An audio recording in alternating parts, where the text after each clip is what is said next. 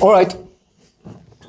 All right, now we're on chapter 3. Like we're in chapter 3. This is where everything gets real. By real, I mean like I have to deal with everything that game developers like kind of hates it, but without really admitting it. This is like the biggest one of the, contradiction that we have. It's puzzles. Yeah, God help me that the puzzles. Like, here's the thing that nobody wants to talk about. Like, nobody likes them. I don't like making them. You don't like solving them. Your favorite streamer doesn't like them because nothing kills like a YouTube video faster than like someone is staring at some kind of a door for like more than 90 seconds. But at the same time, I'm going to show you some kind of puzzles in this video that we had very long time to design and solve them. But here is the problem: like, if your game is not about shooting zombies, and Birthday was definitely not about shooting zombies, then you have to give the player to do something in between these scary parts. And until some genius finds a better solution, has a better idea, the puzzles are what we got. So instead of pretending that they don't exist, I tried to make them, kind of more interesting. Like, which is kind of, honestly, is harder than making the harder parts, because the way we attacked this was like mixing real world footage with like shooting some real actors, which was very fun to do with the, you get the idea about getting in touch with the local theater actors and shoot them on the green screen and composite them back in the Unreal Engine.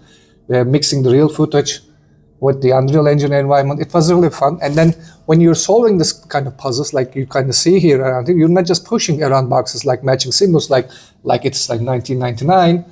You're doing something and you're interacting with the human face attached to it. And that's kind of make the puzzles feel like they are part of the story, because they are also, you're interacting with the characters instead of some kind of a roadblock between the parts of the story. And that was our plan.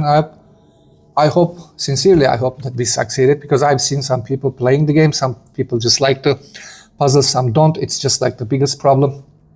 And also, we have to talk about this another problem, which is also related to these puzzles, like the elephant in the room, hand holding. Oh boy, okay, This is the argument that never ends, because half of the internet says that stop treating us like babies. We can figure this out.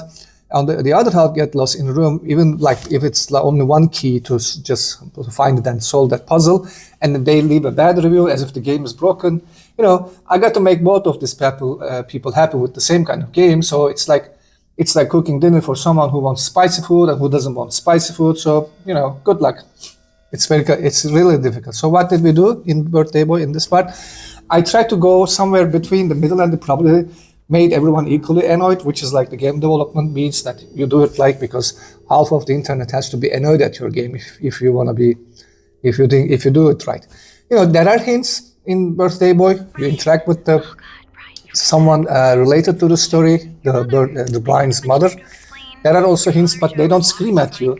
And there is this direction, but it doesn't really hold your hand. We try to really thought a lot about this, not to handhold the player, but at the same time give some kind of a mystery. But honestly, if you get lost for a minute, that's fine, because this is the big house that we made it, and it's designed to be explored. But let's be real, 99% of you watching this is like scrolling on your phone, like half of you is watching this video, and half of you is at the same time is like checking the Instagram at the same time.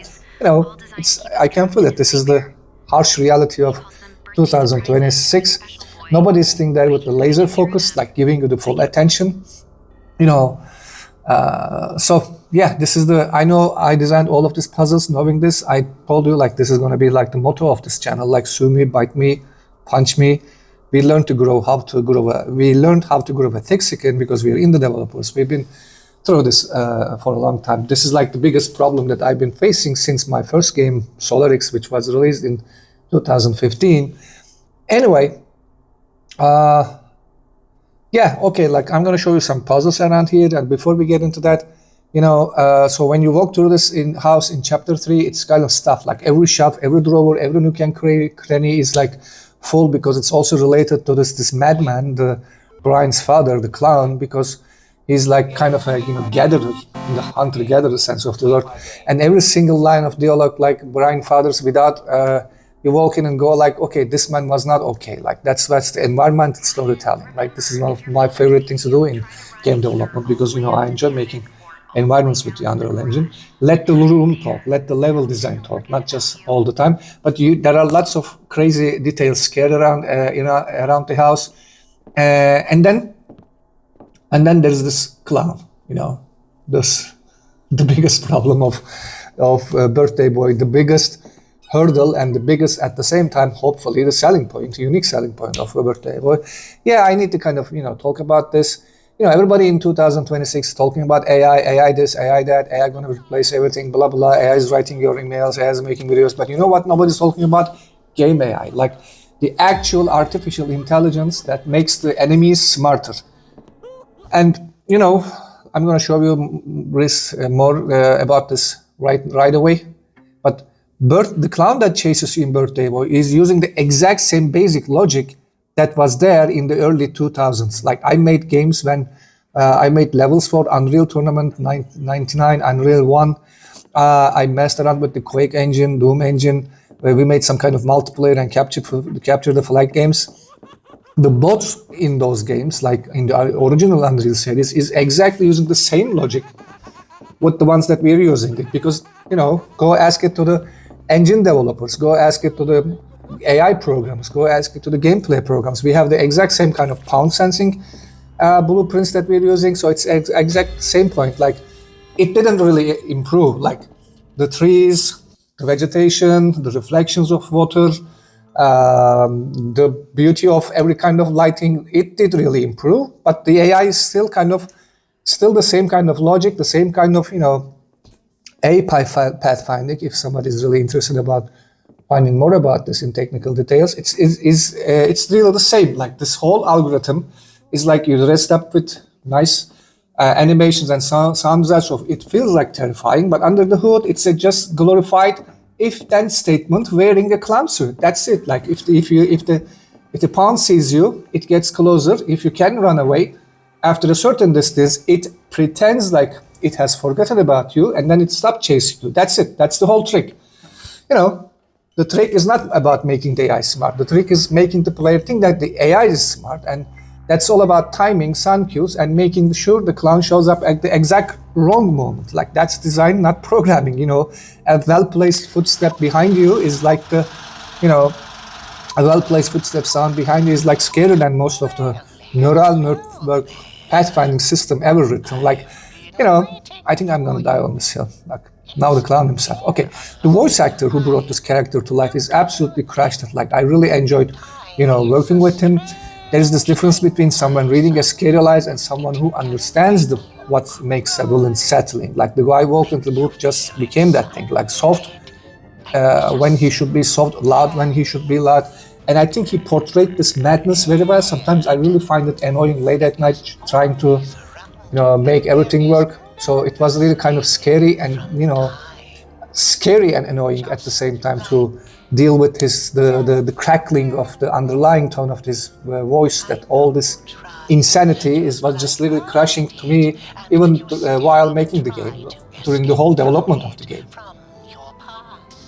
Okay, I want to talk more about this. The voice actor who voiced our clown, Brian's father, Joe, as we call him. Like his name is like Kirk Lawrence. Like he's from the United States. Like, I mean, the review he left about my profile, because we met him like online from like some kind of freelancer, finding a freelancer website. Like he said exactly this. Like I'm reading it. Like, what a fun project. Who doesn't want to be an evil clown? Barış was incredibly lovely to work with, and I'll be happy to be any part of his future projects.